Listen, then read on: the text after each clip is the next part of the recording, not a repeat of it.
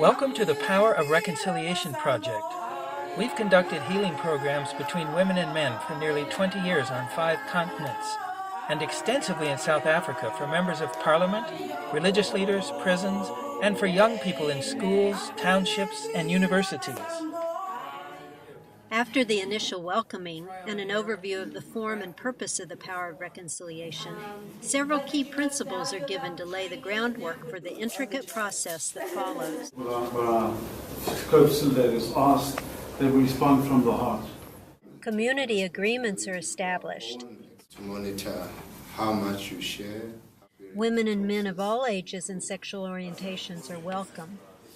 Special care and focused preparation go into creating a safe environment, and several modalities help to maintain the integrity of the process, including trust-building practices, interactive small groups,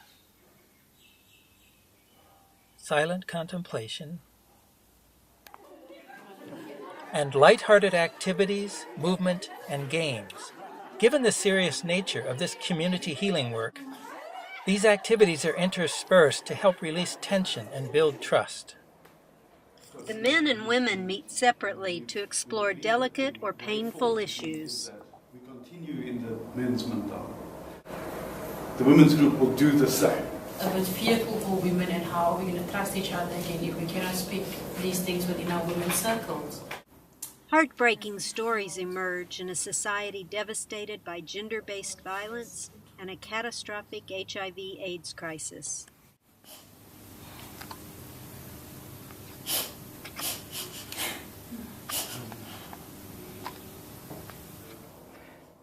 Eventually, the women and men reconvene in a cross-gender truth forum to hear each other's stories and share deep experiences.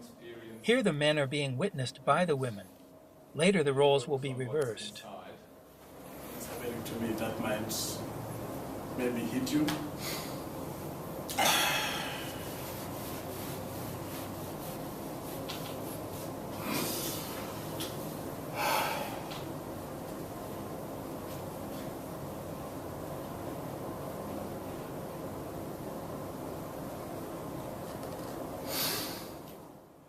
Remarkable depth and vulnerability emerge in this rare forum, which exists almost nowhere, yet is needed everywhere.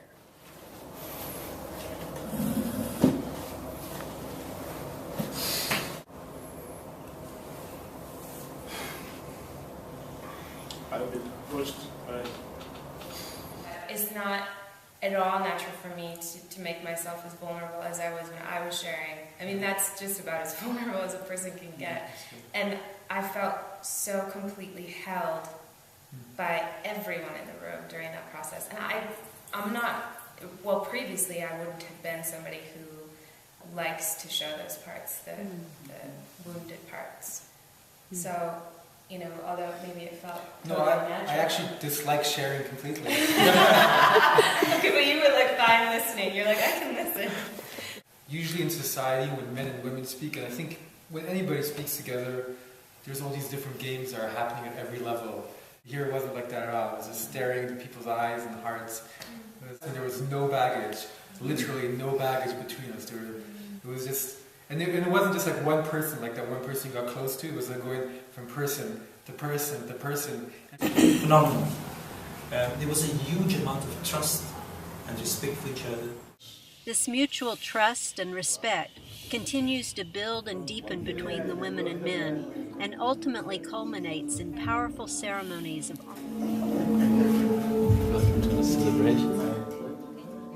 Here the men are escorting the women one by one into a ceremony which the men design to honor, uplift, and bless the women. Afterwards, the women will do the same for the men. After the intensive healing work the women and men have been engaged in, which often entails traumatic stories and seemingly endless tears, these simple and spontaneous ceremonies are often deeply moving and heartwarming. Bless your children of healing. Bless your compassion.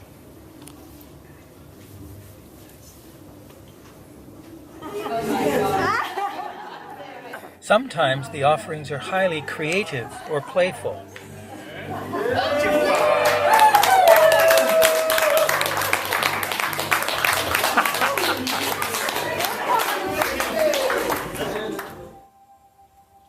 Other times intimate and even numinous.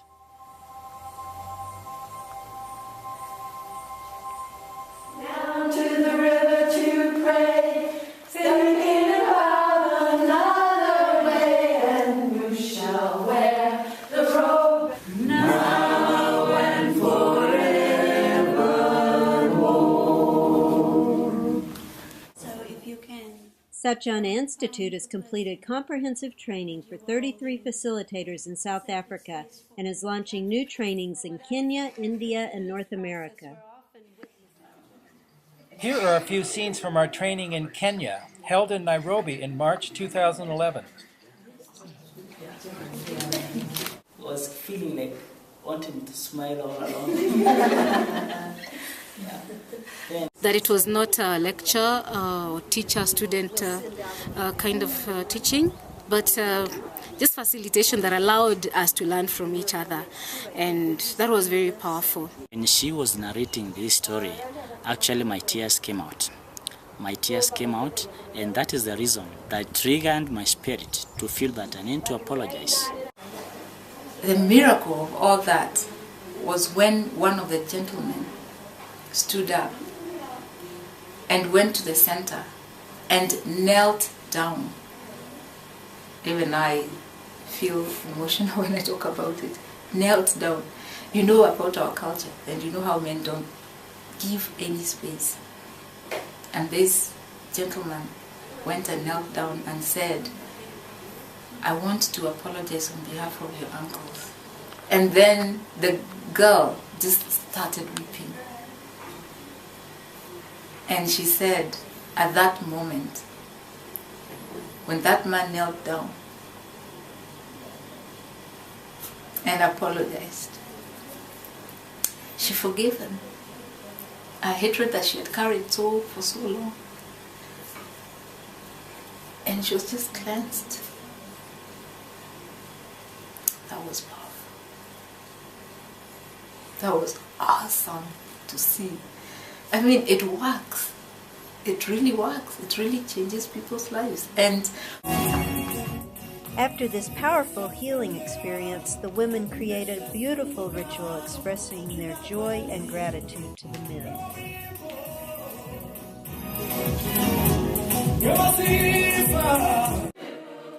Moving now to Bombay, India, here are a few glimpses and excerpts from a training we did at a Jesuit retreat center in early 2011.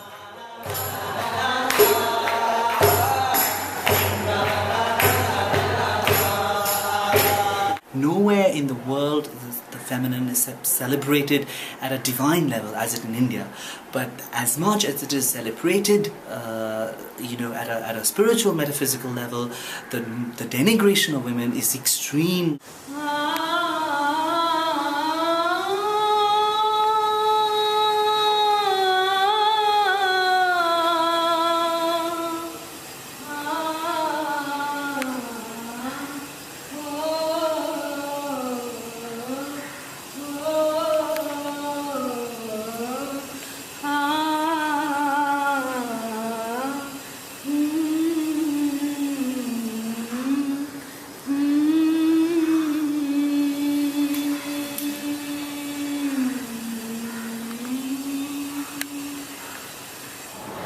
Process you took us was very, very deep. It opened up another world for me. Because so much of religion, in all religions, has been very male dominated. So we religious leaders need to be liberated from our male domination. I know many priests, my own personal experience, who would like to be liberated, but we don't have a methodology to do that. Do you think this work could contribute to that in some way? Oh, it would be tremendous, it would offer a major breakthrough, this type of work. The training includes multiple dimensions, with humorous moments. I know too. No, woman, you did not speak to me on that tone, with that tone. No. And practical guidance for working with conflicts that may arise. There's no place. Trainees facilitate not only outer aspects of the work, but also explore their inner selves and ego dynamics. Here, creative artwork reveals their shadow sides. This is my angry face that I'm hiding. The gender reconciliation is not, I'm a therapist, but it's not a therapy.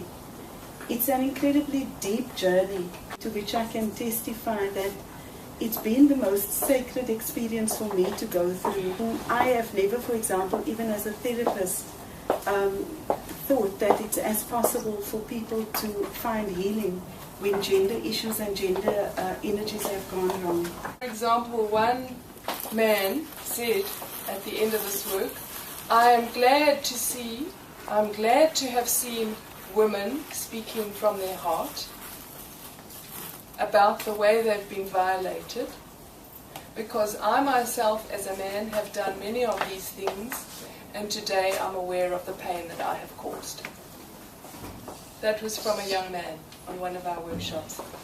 Another woman said, I used to hate every man, but now as a result of this work, I'm a new person, and I've learned that not all men are the same, and I respect men. What is different about this work from any other gender work that is mostly happening in different institutions?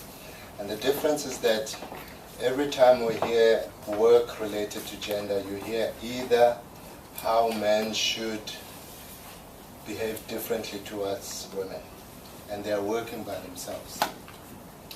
And then other organizations, you hear how women should get their rights back, or statistics of wrongdoing by the other gender towards women. The difference about this work is that we work with both men and women, and it's about healing, not blaming. Real risk today too for our generation to say, oh well, the women's movement has happened, the feminist movement has happened, we've healed the wounds, let's move on. And it was so clear. We had, someone pointed out, women and men, I guess, from every generation. We had people in their 20s, their 30s, their 40s, all the way up to their 80s. And the wounds were pretty much the same across every age. And so we can think we've changed things, but it was pretty evident the change that needs to happen has not happened. The fear of pain caused me more pain than the pain itself. It's just so wonderful. I've discovered my calling. This work is my calling. Pregnant with the New Masculinity was the title of this dance. Spontaneous creativity is always alive in this work.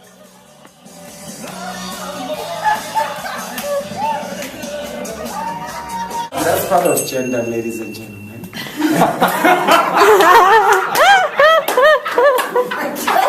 I knew that. I just came close.